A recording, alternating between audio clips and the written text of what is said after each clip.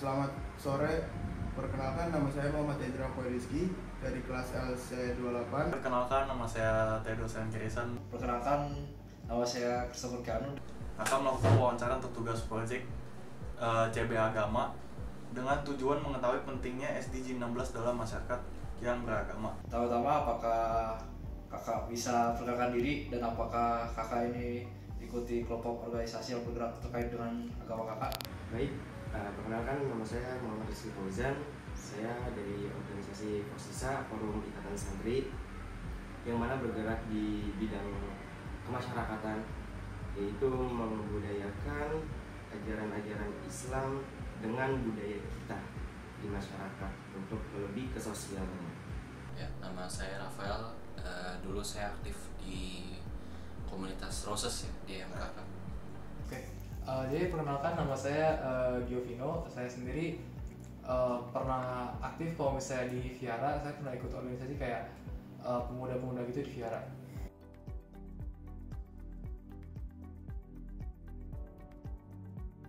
Langsung aja ya, kita langsung ke pertanyaan pertama.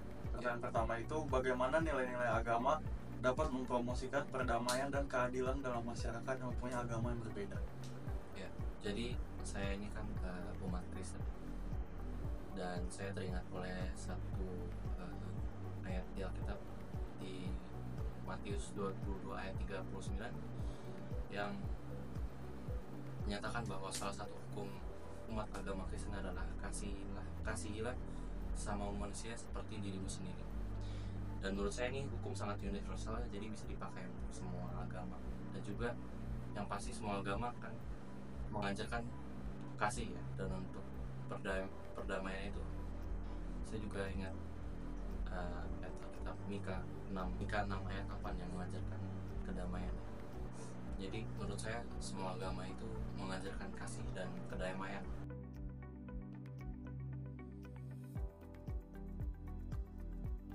Pertanyaan selanjutnya, bagaimana institusi agama dapat membantu membuat sistem pemerintah menjadi lebih transparan, kuat, dan adil dalam negara?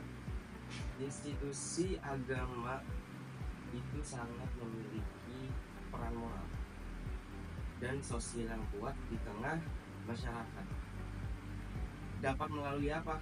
Mengawasi moral pejabat publik dengan menyuarakan nilai etika dan keadilan.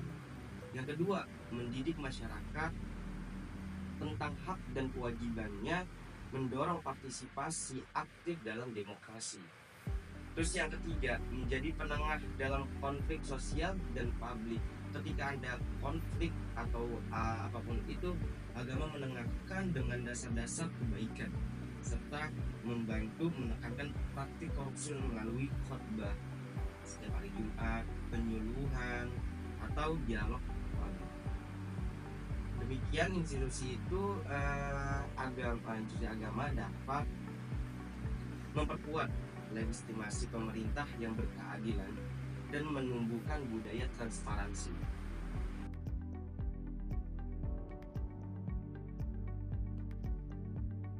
Terakhir, kalau menurut kakak ini bagaimana masyarakat sekarang dapat mengerti dan belajar kepentingan agama buat SDG 16 ini?